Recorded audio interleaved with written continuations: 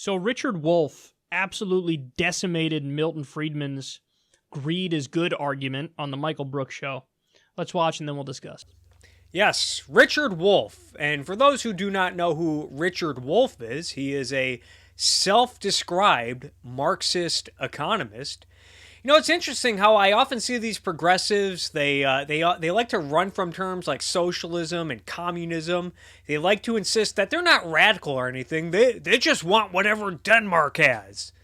But then they happily play grab ass with Richard Wolff, a Marxist economist. And I notice that Richard Wolff has become more frequent on a lot of these shows.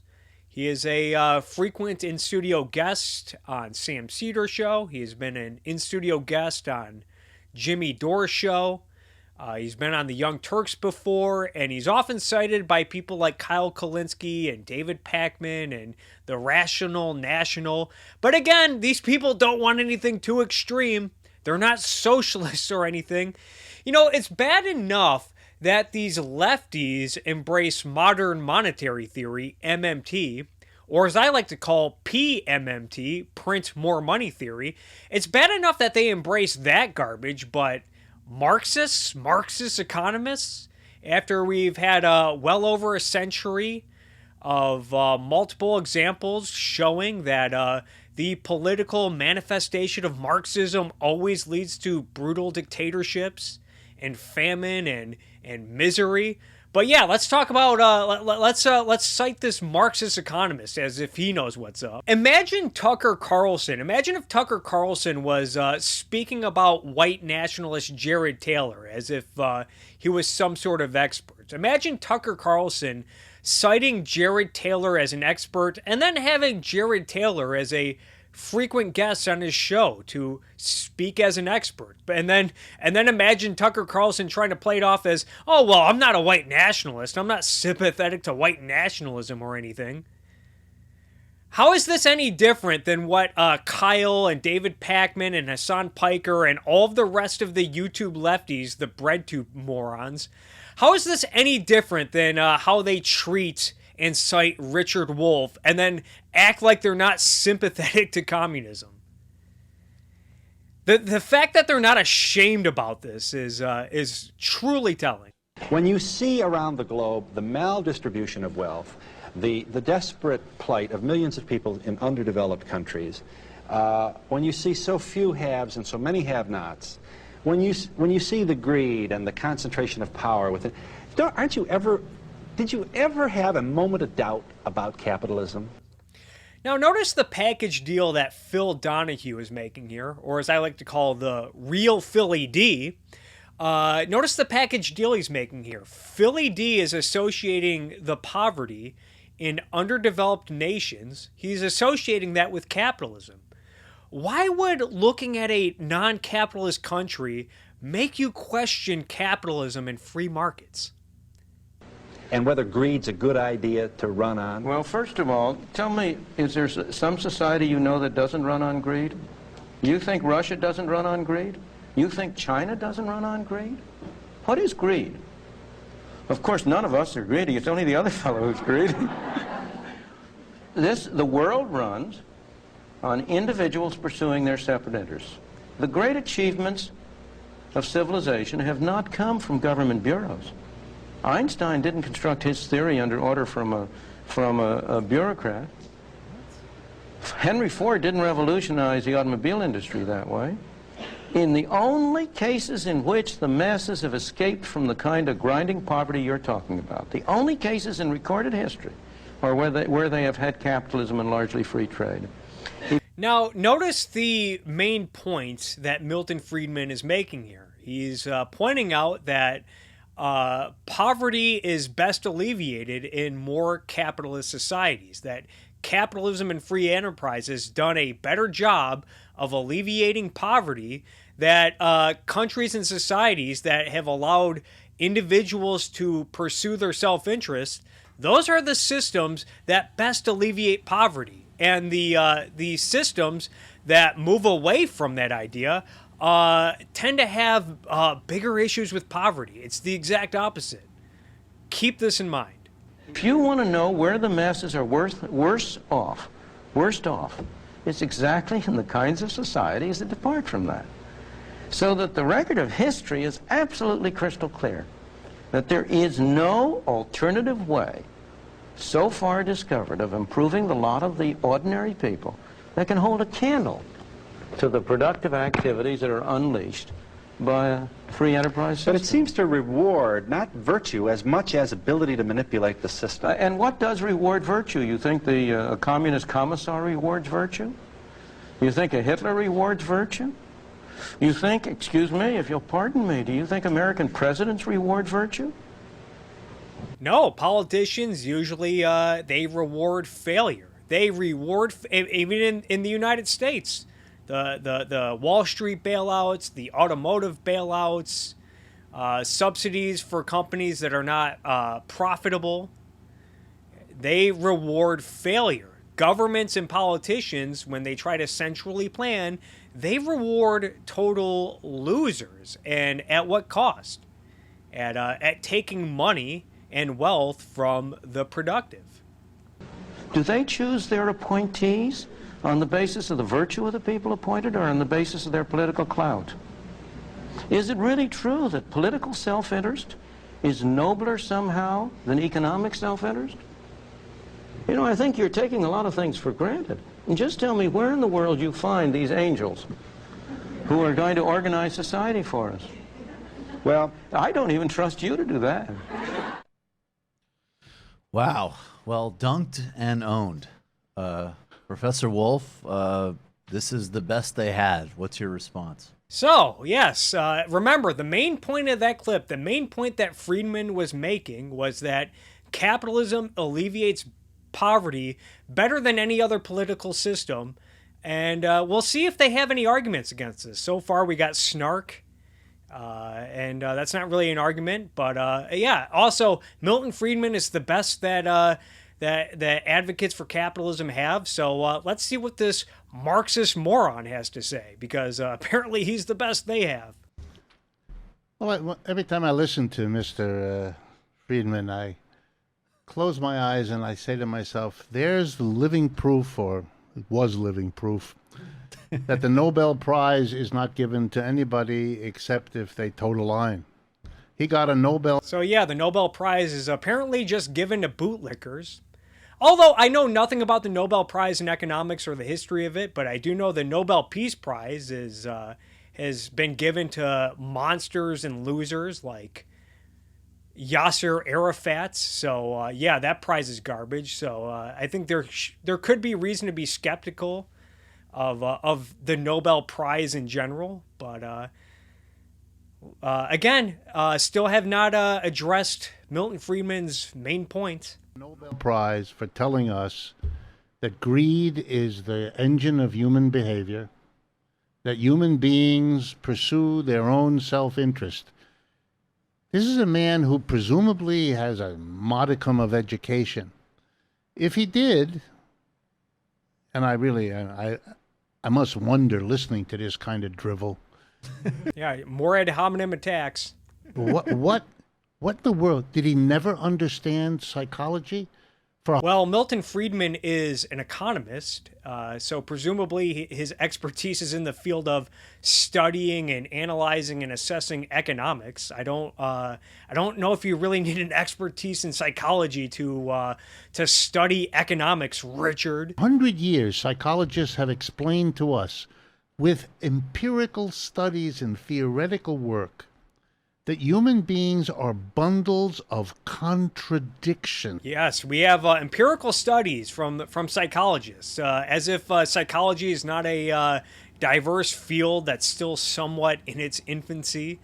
But yeah, especially considering that Michael Brooks and other lefties are often quick to shit on psychologists like Jordan Peterson and Steven Pinker, both of whom I'm no endorser of, but it is interesting how quickly they become skeptical of the experts when they find disagreement. But yeah, the psychologists they'll happily cite as unquestionable experts. Now, Richard is not too far off here. Many people are full of contradictions, But it's not like this is an unfixable problem, Richard. All you have to do is tell people to check their premises. That what is my self-interest is something I only dimly perceive, and moreover, many of the things I'm interested in contradict one another.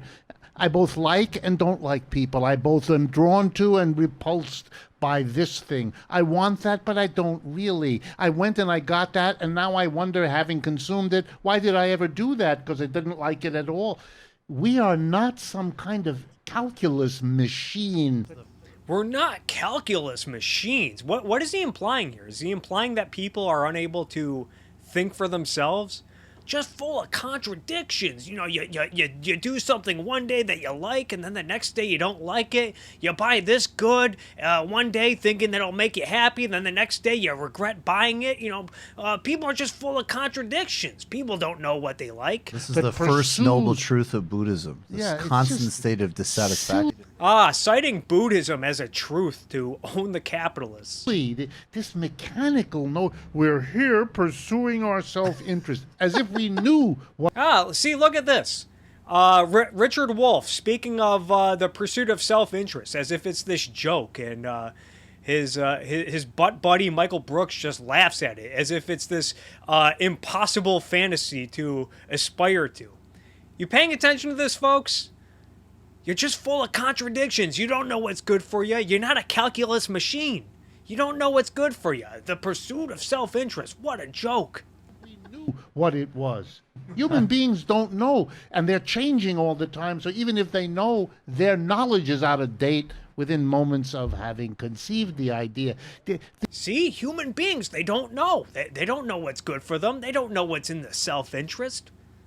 They're not calculus machines. So, if you're keeping score at home, human beings, they don't know what's good for them. They don't know, and even if they figured it out, their information is out of date, apparently, and they're just full of contradictions, and we're not calculus machines. So the pursuit of self-interest and the pursuit of happiness, it's all impossible, and because you don't even know what's good for you. You don't even know what you like. Now, if you're watching this at home, I know I have a few viewers who lean to the left a little bit and disagree with me on a few issues.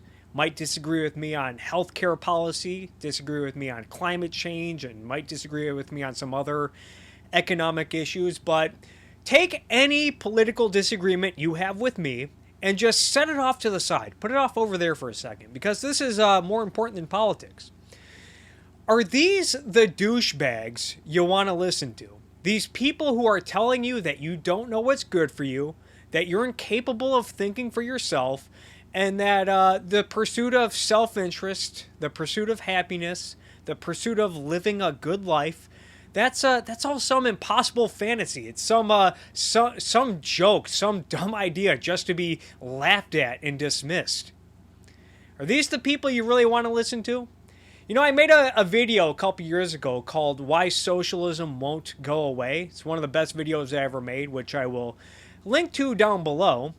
And one of the central points I make in that video is that all forms of statism, not just socialism and communism, but also Nazism, nationalism, theocracy, fascism, all forms of collectivist statism, one of the root notions, one of the root ideas in all of these ideologies is the notion that human beings are too dumb, too irresponsible, and or too immoral to be trusted to live free, because people, they can't think for themselves. They don't know what's good for them, so they need philosopher kings to come around and organize society and tell everyone what to do and how to live.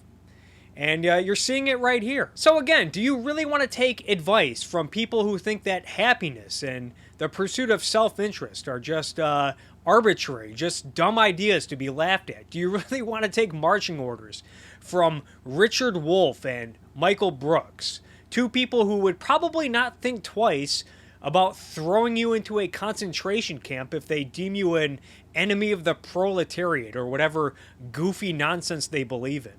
These are not complex ideas, but they're way beyond anything Mr. Friedman can manage. And that's not, by the way, because he's illiterate or uneducated. It's because he has a job to do. And that job is to sell private enterprise. Capitalist private enterprise is the best thing, the only thing, the right thing. So what Richard Wolff is essentially saying here is that Milton Friedman is just a bootlicker that's here to sell capitalism and private enterprise. Again, still no argument about Milton Friedman's main points in that clip about the fact that capitalism is the system that best alleviates poverty. Isn't it interesting that Richard Wolff, this economist, Richard Wolff, cannot fight with Milton Friedman on the issue of economics? He cannot fight Milton Friedman in his own alleged area of expertise. So Richard Wolff has to jump to epistemology and somewhat ethics. Richard Wolff has to make the case that people are unable to know and unable to think for themselves. Richard Wolff has to convince people that they're stupid so that they'll embrace a stupid political system like communism. What a surprise. It's pretty telling. Do you need any more proof that communism is a system for lazy and stupid people who refuse to think? Just beat it over and over. I always thought we're a mix of stuff. Like human beings, it's not like we're purely greedy, and it's not like we're purely altruistic. We're obviously a mix. We're obviously only altruists like Kyle Kulinski are a mix of both, because altruists have to be a mix of both because the logical conclusion of altruism is dying on a cross. People cannot survive long-term off of a morality that tells them to sacrifice themselves. So in order to survive long-term, they do need to be selfish every once in a while, or else they would be dead or dying in the gutter. We're obviously greedy sometimes and altruistic other times. And whenever people try to take a political ideology or philosophy and like one of the foundational points of that philosophy is human beings are either purely altruistic or purely selfish, I always felt it was like... Well, I never make the case that human beings are either or, but they ought to be rationally self-interested. Selfishness is what people ought to aspire to. People ought to be selfish. It's like square peg, round hole type stuff. Because I feel like that so obviously disregards what we are. In the same way that sometimes people try to argue that human beings, everything we do is just, it's natural. It's in our nature. It's genetic. It's biological. It just is what it is. And other people argue, no, we're molds of clay and it's all nurture and it's all our environment around us and our culture that shapes us, but it's all malleable and changeable. Again, it's another instance where I say it's both. It's both. Yeah, it's both. Kyle apparently is a semi-determinist. No. What part of your genetics, what in your genetics and biology gives you a moral code to live by?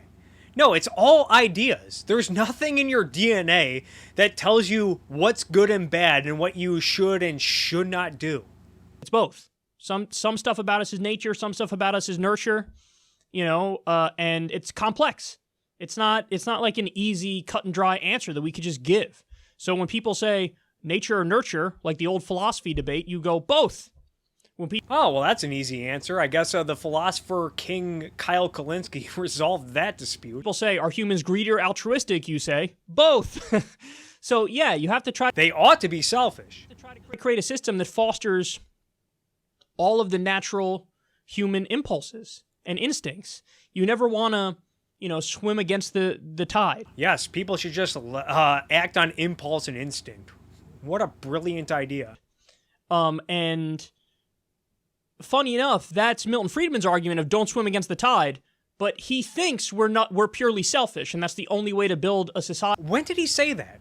I have a lot of issues with Milton Friedman, but he never said that in that clip, that people are just purely selfish. His whole point was that political systems that allow people to pursue their self-interest, those are the systems that best alleviate poverty.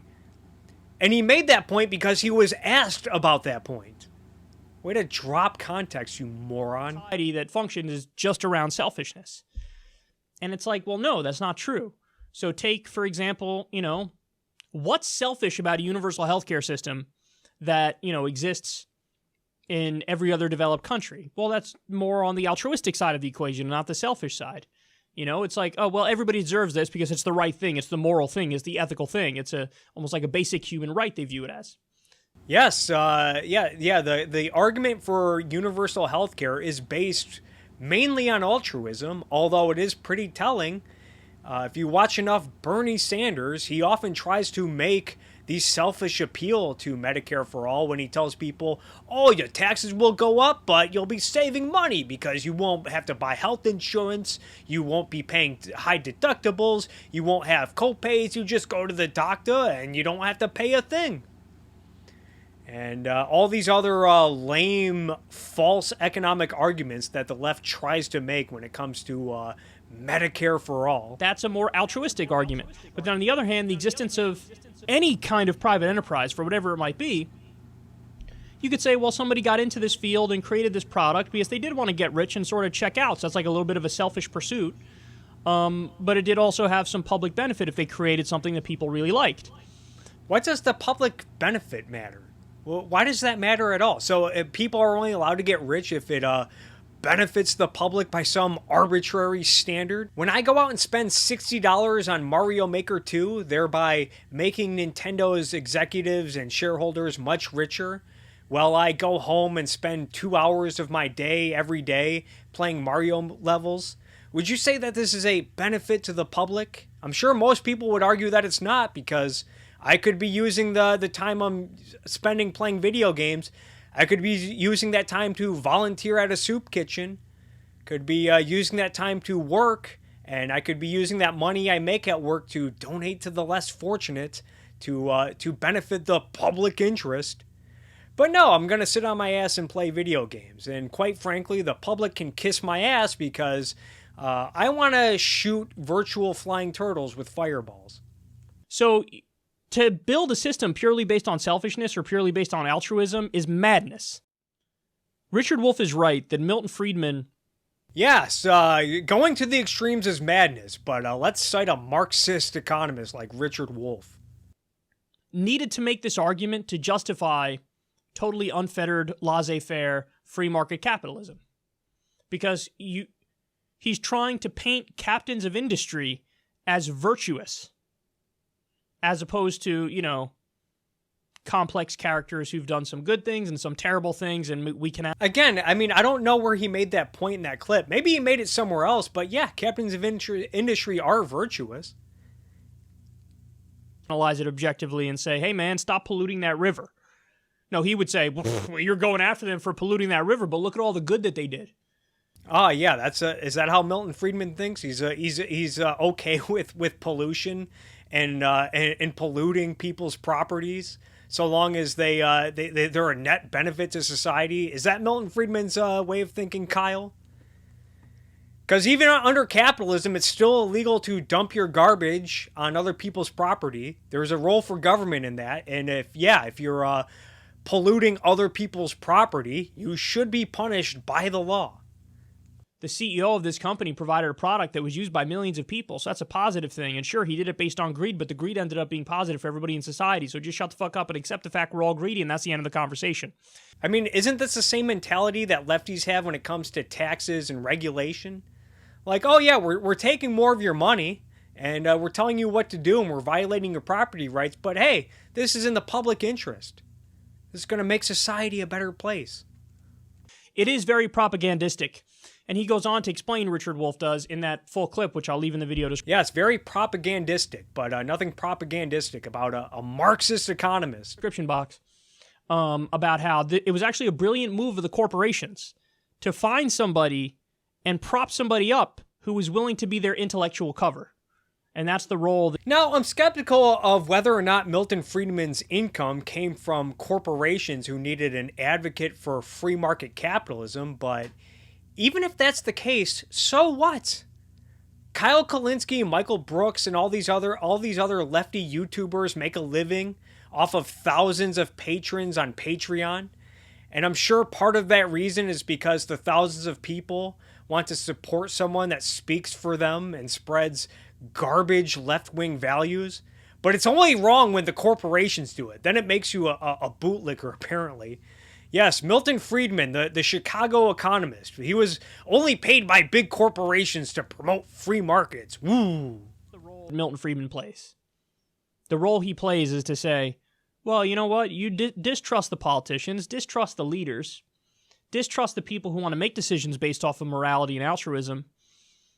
But definitely... Again, he makes a package deal out of morality and altruism. Altruism is just, it's what's moral. Based on what? Definitely don't distrust the captains of industry, because they're the only pure people who are really being true to themselves and acknowledging that, yes, this society's run off greed, but that's not a bad thing. Very Gordon Gekko-ish. Oh no, Milton Friedman's Gordon Gekko, but Richard Wolff, the Marxist economist, the modern day Karl Marx, nothing wrong with that, right, Kyle? Exactly the argument Gordon Gekko made. And I think Richard Wolff is right. And honestly, if you ask Richard Wolff, he would tell you, my response wasn't hard, because it is true. Talk to anybody who's, been involved in psychology or psychiatry, and they will tell you it's not as simple as human beings are selfish. We are. Ah, yes. So, again, go back to Milton Friedman's overall point that capitalism and free enterprise, those are the systems, the societies that embrace capitalism the most, those are the societies where poverty is alleviated the most. And the societies that embrace the opposite have more poverty and more misery. And it's pretty telling that throughout this whole video, we had Kyle Kulinski and Richard Wolff and Michael Brooks, and none of them ever addressed that point. And it's probably because they can't, because they don't have the economics. So now they got to pivot to epistemology and say that everyone's too dumb and too immoral to really know what's good for them and really be selfish. Which begs the question, if individuals are too dumb and unable to know what's good for them and unable to know what's in their self-interest, then how are philosopher kings who are in charge of the government, how are they able to know what's in everyone's self-interest? That's a mystery.